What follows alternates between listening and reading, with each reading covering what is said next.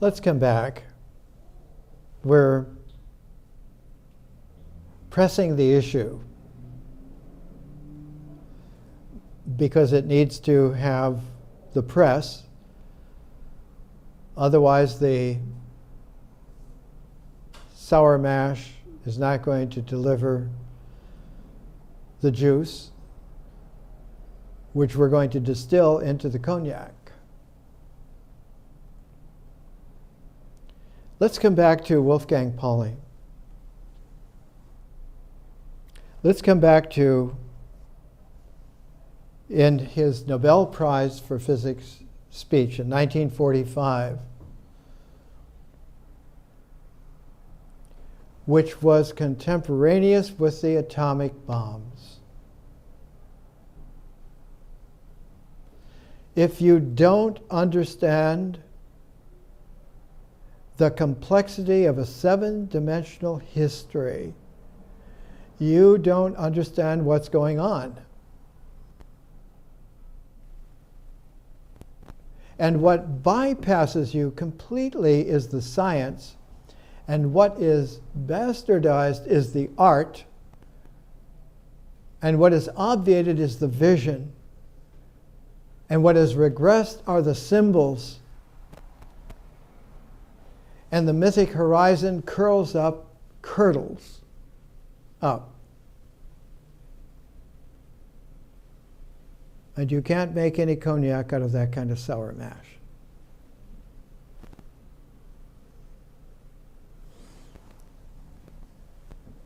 He writes,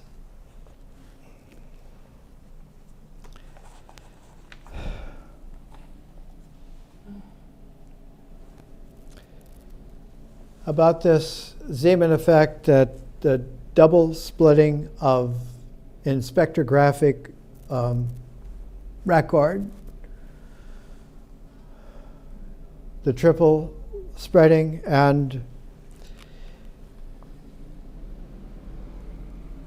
on the other hand, my earlier doubts as well as cautious expression, classically non-describable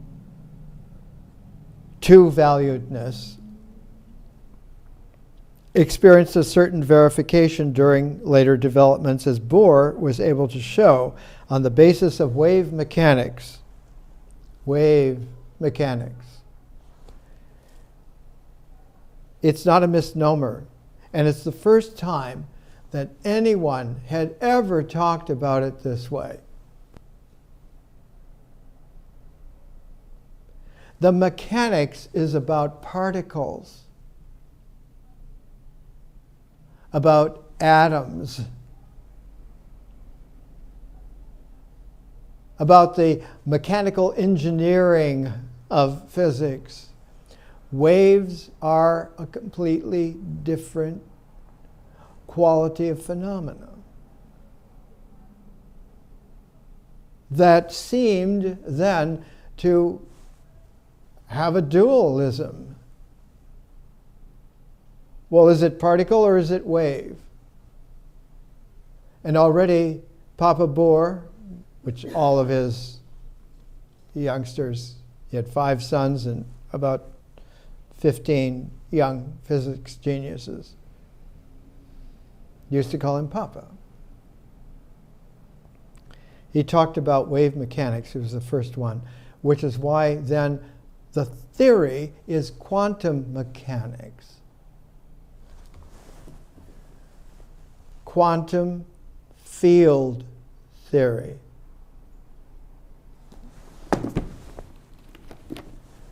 Quantum field theory. These are 2014 publications that just came out. This has a George O'Keeffe cover, Blind Star, number 3. This has a Feynman Ancient Pharaonic Cartouche cover and a preface that starts with a quotation from Tennessee Williams' Cat on a Hot Tin Roof. Think I'm making it up? What does it read? You have to know how to read. It's from Cat on a Hot Tin Roof. Brick is talking to Big Daddy. If you don't know the play, you're behind the times.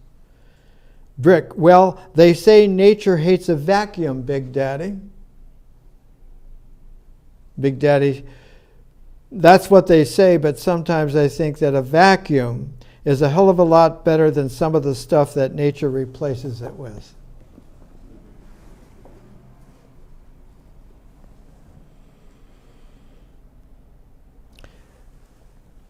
Let's come back to Polly. It's not a digression. It's a complex weave. It's like a jacquard weave where two different patterns, just by the slight shift in your perspective, the light catches a different pattern. It is the way in which an allegory was first understood by people like Philo of Alexandria. Because he was literate in the Zarathustrian and in the Israel traditions and the Greek and the Egyptian.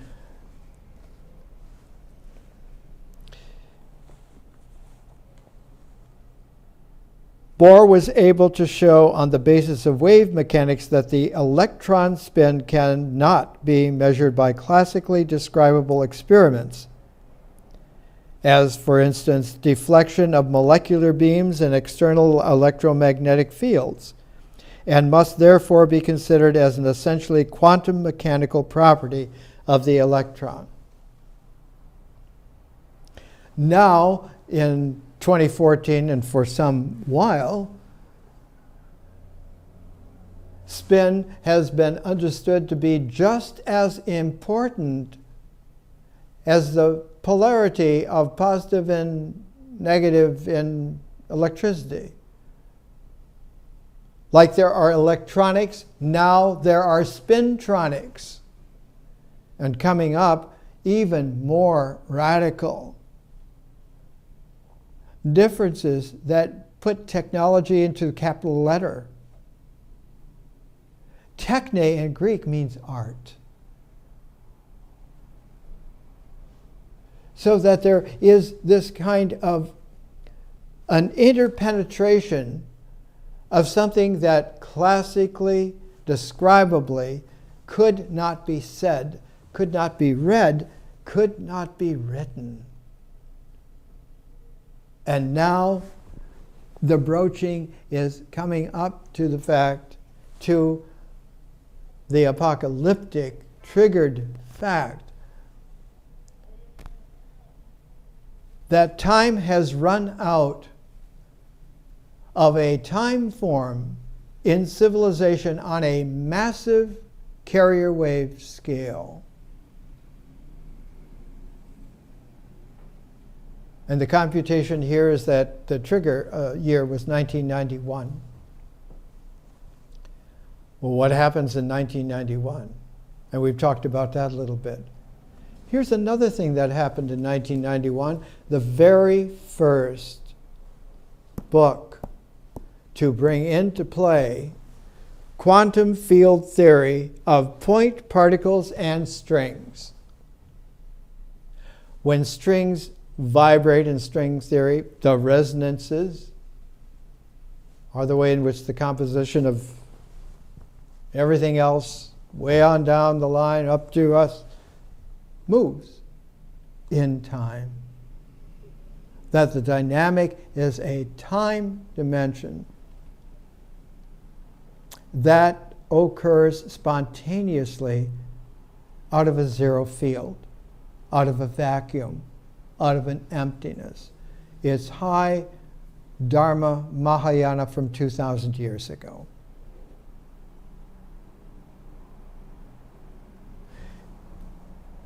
It's edited by David Pines, this whole series, Frontiers in Physics, and he says everything is completely new. That we are, he wrote this in April of 1991 about the series, which was new at that time and was just coming out, and for a long time, for a generation, was the carrier wave of the way in which physics was approaching the transform that has now been confirmed has happened. The problem of communicating in a coherent fashion, recent developments in the most exciting and active fields of physics continues to be with us. The enormous growth in the number of physicists has tended to make the familiar channels of communication, chatting together, at get-togethers, etc., familiar channels of communication considerably less effective. It has become increasingly difficult for experts in a given field to keep up with the current literature. The novice can only be confused, and the general public ignorant to an extent that they have no idea whatsoever.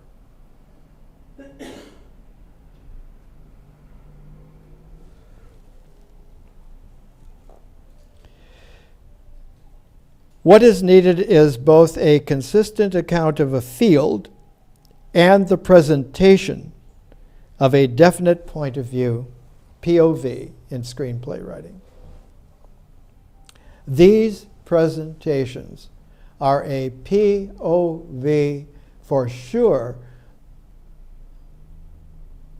but it is ahead of the vanguard. It is in the field of the real, which plays an infinite field of consciousness with the zero field of nature in such a way that all life, all phenomenon, all love is born, emerges, and continues to emerge and celebrates very much eternity. Time is so powerfully important. There's now a textbook from the Netherlands, Time in Powers of 10. It's like Charles and Ray Eames' The Powers of 10 book and film done back in the 1970s here in Los Angeles. They took a cue, Gerard de Hooft and Stefan van Doren, the Dutch pronunciation, Stefan van Doren, with a foreword by the great Steven Weinberg, who's at the University of Texas, Austin, and whose great 3-volume book on quantum field theory is a classic.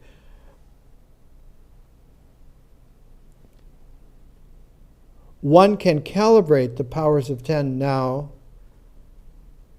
so that femtosecond,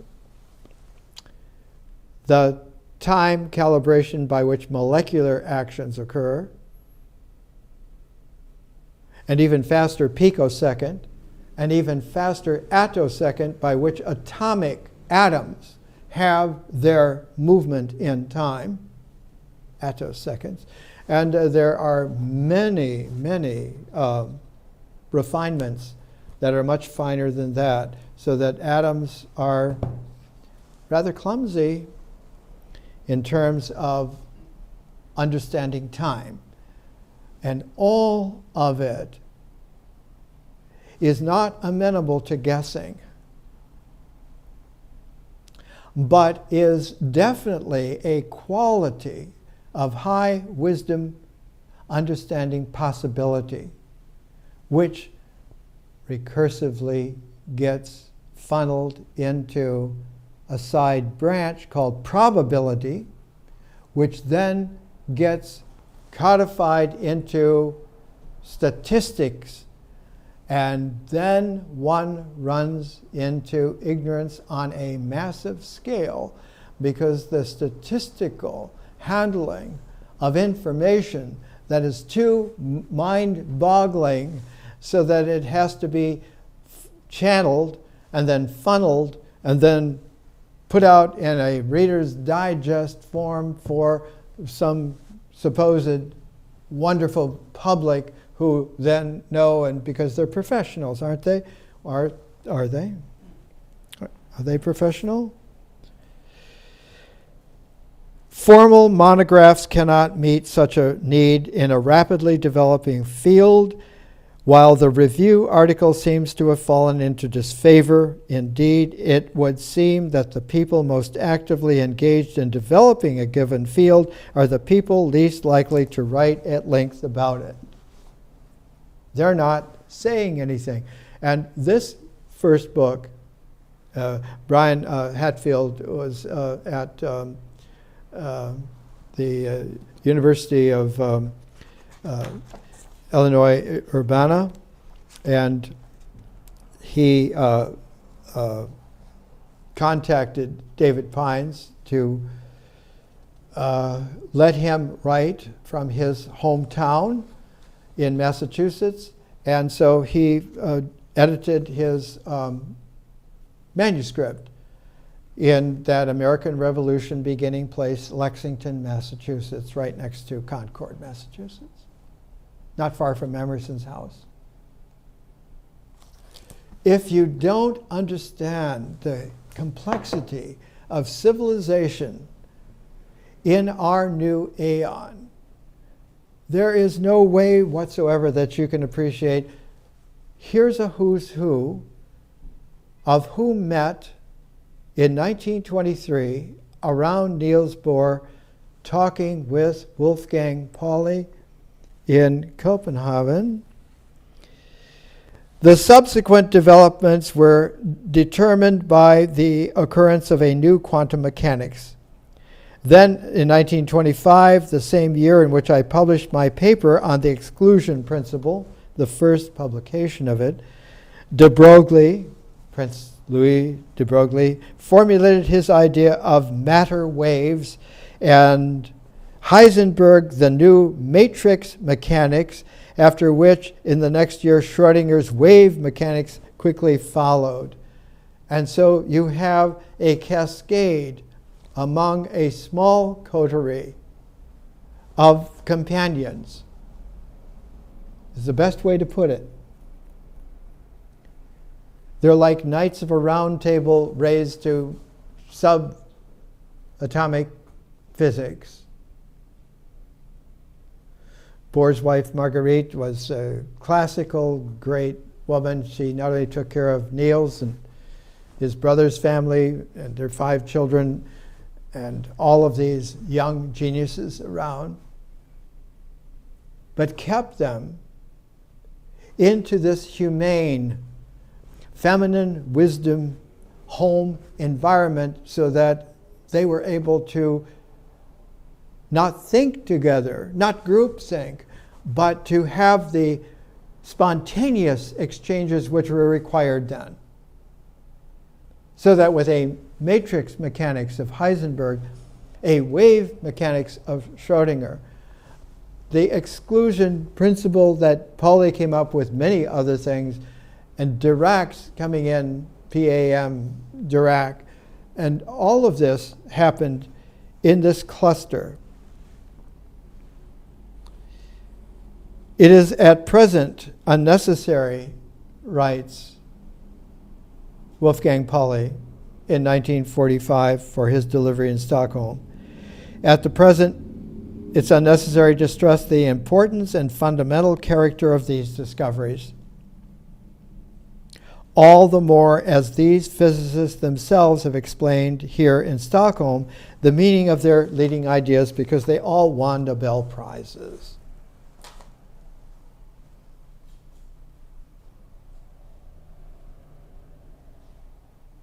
There has been no Nobel Prize equivalent for L.H. Mills.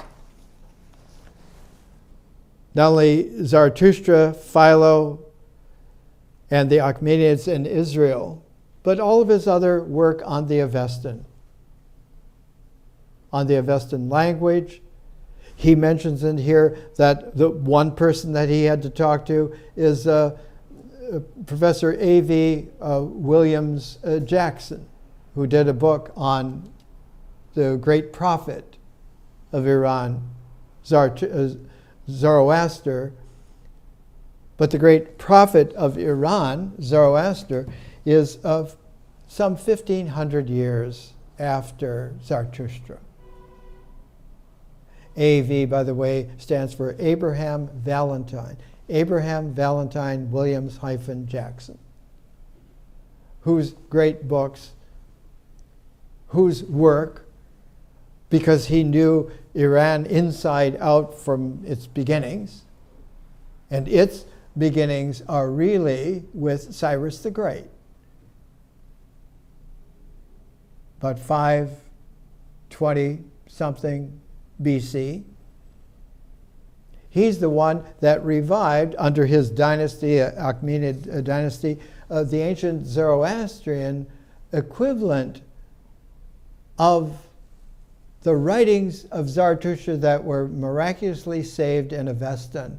The Gathas was the only thing that Zarathustra needed to write. And 1,500 years later, in about 500 BC, 2000 BC, 500 BC, one finds the revival of Zarathustra in Zoroaster. And all of a sudden, you get an Iranian take on something that was originally Central Asian. Now, Central Asian, 4,000 years ago, is unbelievably brilliant. They had been brilliant for so long that the western spread of what was then, the Greeks called that area Scythian, the Scythians. That curly reddish hair, they became in the far west the Celts, who in 3200 BC were already able to build a sophisticated place on the Boyne River in Ireland called Newgrange to track the midwinter sunrise and all of the other attendant calendrical things that made it possible for human cultures now to have a starry expanse, a day-night combined expanse of the way in which one could have the rhythm of time in the visible universe and measure it exactly. And that all of this went back, as we now learn, because the cognate structures in the Wiltshire Plain area of England, Stonehenge, is the origins of it, of the Stonehenge that we knew, go back to about 3200 BC. And now ground-penetrating radar finds that that was built on a base of 5,000 years before that of preparation, back to 9,000 BC, 11,000 years ago. Already, those coming out of the Ice Age glacial freeze, deep freeze that Homo sapiens had been in, now began to understand that there is a further refinement available, and not only do you pass on orally the myths in the mythic horizon, but you pass on the historical transform of the traditions and the customs, so that there is the fledgling science of being able to construct things and do things to specification, that you can keep track minutely so that you can have a pattern not in construction but in architecture. A pattern in architecture which further refines itself and congeals into sculpture, a sculptured form. Extends itself resonantly in space, not physically in space, but resonantly in space. If you don't know how to approach and view a sculpture, then you need to learn.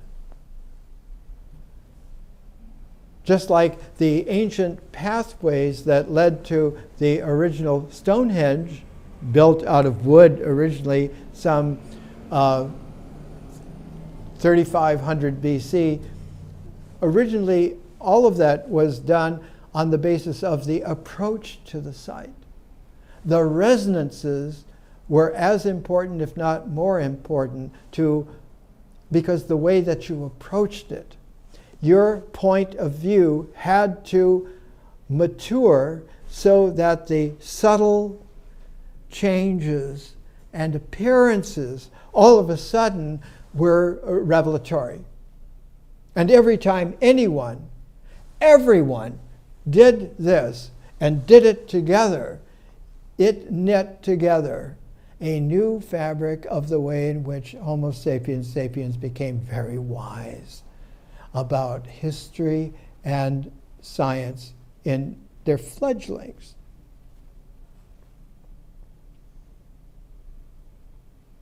A film was made about the time that this was first published, Quantum Field Theory of Point Particles and Strings, in 1985. This is when it first came out. And the film made, one of the great films made at that time, was called Iceman. Fred Schapisi, an Australian director, about discovering a man 40,000 years old in the far Arctic North who was on a vision quest and had frozen in the ice. And they found the frozen figure. And through the film's technology of medicine, they brought him back to life. A play on the 1950 film by Howard Hawks, The Thing, only instead of the thing being an alien from other worlds that's a threat coming in a flying saucer, it's a whole other issue. The Iceman was related to the surviving Eskimo cultures. And when they revived him, is how they found out why he was there. Because that was a wilderness even then. And now it's buried in the ice, in this cave. He was looking for the spirit bird. That only finding that spirit bird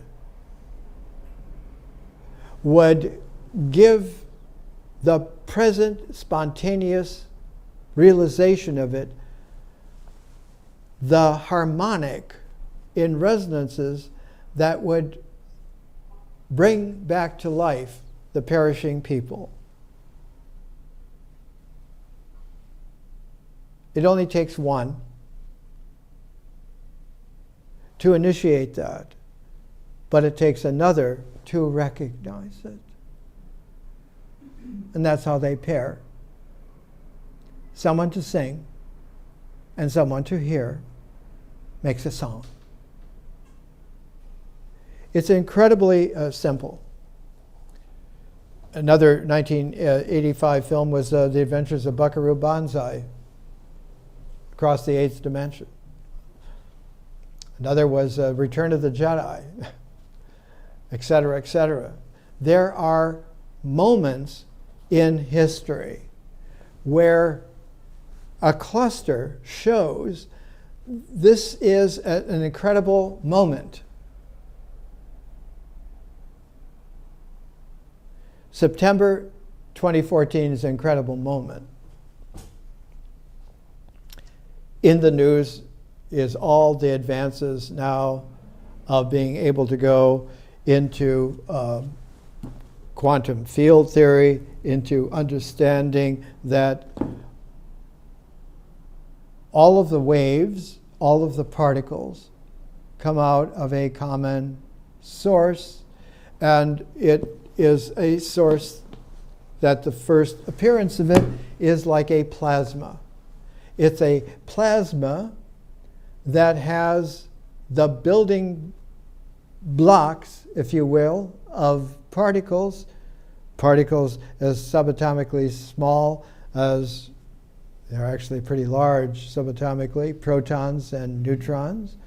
They're made of quarks, coined by Murray Gell-Mann at Caltech because he was reading James Joyce's Finnegan's Wake at the time, and that's Joyce's phrase for the tiniest, most invisible of all beginnings, a quark.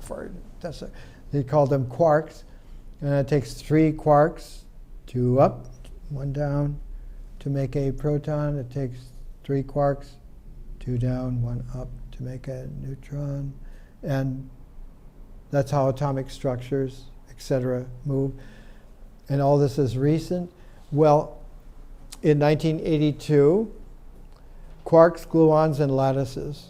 It's all about that plasma a third of a century ago. Already published by Cambridge University Press. Michael Kreutz. Where's Michael Kreutz from? The Brookhaven National Laboratory on Manhattan Island, or Long Island. It's an amazing thing. Brookhaven is within walking distance of the birthplace of Walt Whitman. It's within biking distance of the Cold Spring Harbor Laboratory where James D. Watson has been for the last 3 generations, developing a planetary class understanding. Not just discovering the structure of DNA, but pioneering the way in which a genome and now a proteome is able to be engendered. All of this is happening, has happened, is continuing to happen, and there are almost no persons who are understanding us at all. At all. Here's a publication.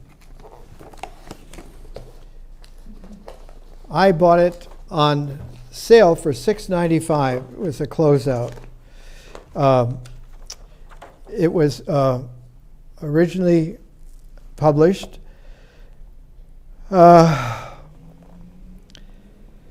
Oxbow Books is in the UK near Oxford. Oxbow Books does beautiful series of volumes of the philosophic writings of Niels Bohr in 4 volumes, and many other avant-garde advanced physics material. This was published in 2012. It's called The Crown of Arsinoe II, The Creation of an Imagery of Authority, Maria Nilsson. Good Scandinavian name. A couple of years ago, I imagine great university libraries bought enough copies so that it was able to at least pay for the printing cost, and then they closed out the publication on a sale catalog that contained thousands and thousands of items. I knew this was really seminally important, and it is. An incredible monograph. In 2014, just published by Oxford University Press, the first biography of Arsinoe of Egypt and Macedon. This is the Arsinoe II. Why is this so important? Because Arsinoe II was the sister wife of the second Ptolemy, Ptolemy to Philadelphus. He's the one who inherited from his father, Ptolemy, the city of Alexandria. He's the one that extended Alexandria back so that its whole scalar, its whole measurable resonance into a harmonic set included the Aegean and all of Egypt down into what is today Ethiopia. From Thrace to Sheba, all together, and that's Alexandria is about in the middle of that. So that at the top of the Aegean, the most powerful island in ancient Greece was called Samothrace. This monograph also bought on sale. It's being thrown away. The Theori and initiates in Samothrace. Theori in Greek means those who are able to go into theoria, into contemplation, into theory. There at Samothrace, the entire complex of the holy gods and goddesses was redone by Philadelphus and Arsinoe, and the great rotunda of Arsinoe II was the colossal building of feminine wisdom put there in Samothrace, because that's where Pythagoras' mother was the high priestess.